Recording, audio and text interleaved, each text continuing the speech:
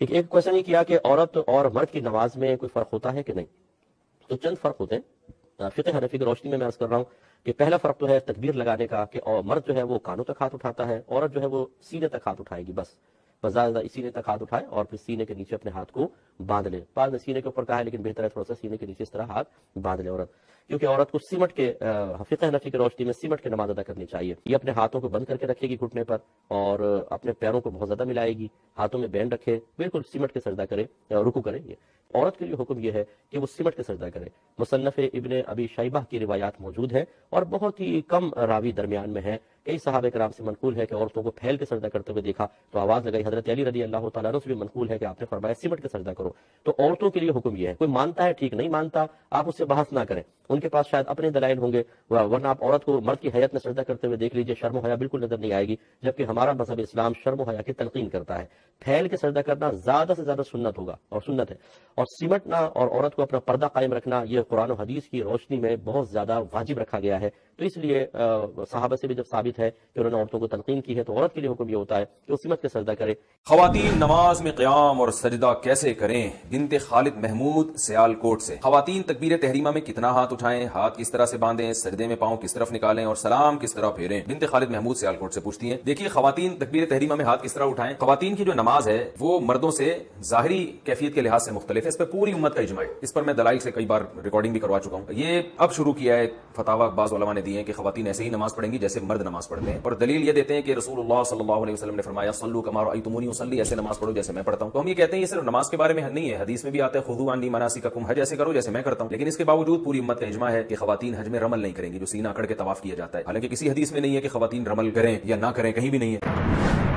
مرد ہو یا عورت، تشہد میں بیٹھنے کی کیفیت بلکہ پوری نماز میں مرد اور عورت کی نماز ایک جیسی.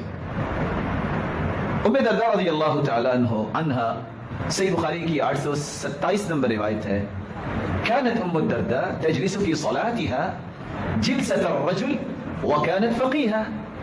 ام درداء جو صحابیات میں سے فقیہ صحابیات تھیں، فقیہ سمجھدار، جن کو اللہ تعالیٰ نے بڑی فہم سے نوازا تھا، وہ اسی طرح ہی بیٹھتی تھیں جیسے مرد بیٹھتے ہیں.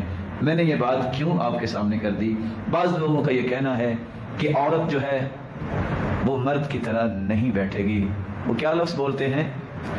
یہ اپنے آپ کو بچھائے گی اور گوٹ مار کے بیٹھے گی. ایک مرتبہ ذرا بیٹھ کے دکھا دیجیے کہ وہ کیا کہتے ہیں. سجدہ بھی کرے گی تو اپنے پیٹ کو ساتھ لگا کے، اور اس طرح نہیں کرے گی جس طرح مرد کرتا ہے، آپ نے جس کی تفصیل سنی ہے، بلکہ سکڑ کے سجدہ کرے گی. اور اگر بیٹھتی بھی ہے تو تشہد میں بیٹھنے کا انداز بھی اس کا مردوں کی طرح نہیں ہونا چاہیے، اس کا الگ ہی ایک تصور بنایا گیا ہے.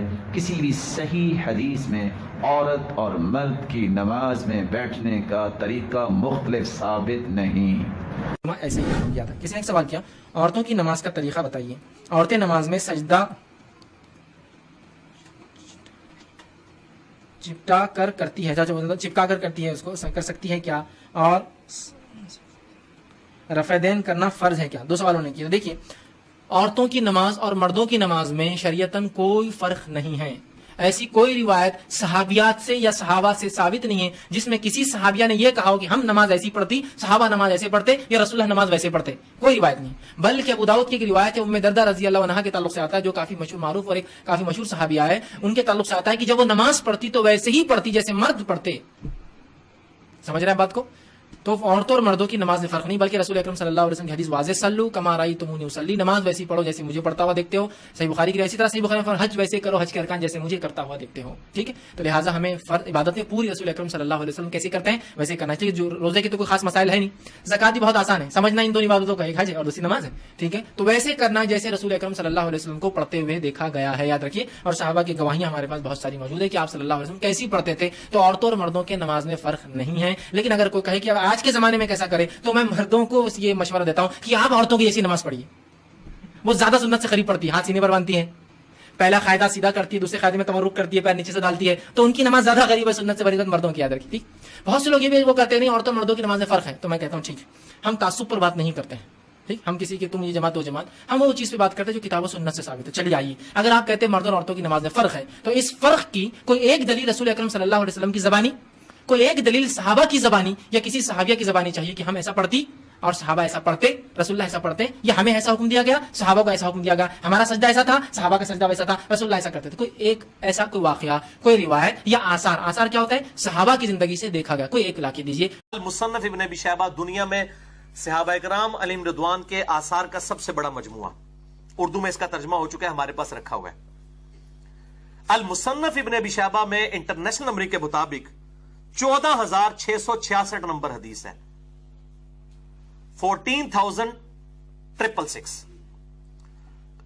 ابن عمر کہتے ہیں کہ عورتوں کے لیے بلند آواز سے تلبیہ نہیں ہے حج اور عمرے کے موقع پر, حالانکہ ایک دفعہ بلند آواز سے لبیک اللہم لبیک کہنا ہوتا ہے. ابن عمر رضی اللہ تعالیٰ عنہ کہہ رہے ہیں یہ موقوفاً حدیث ہے, ذرا صحابی کا قول موقوفاً حدیث بن جاتی ہے, ان کے لیے تلبیہ نہیں ہے بلند آواز سے.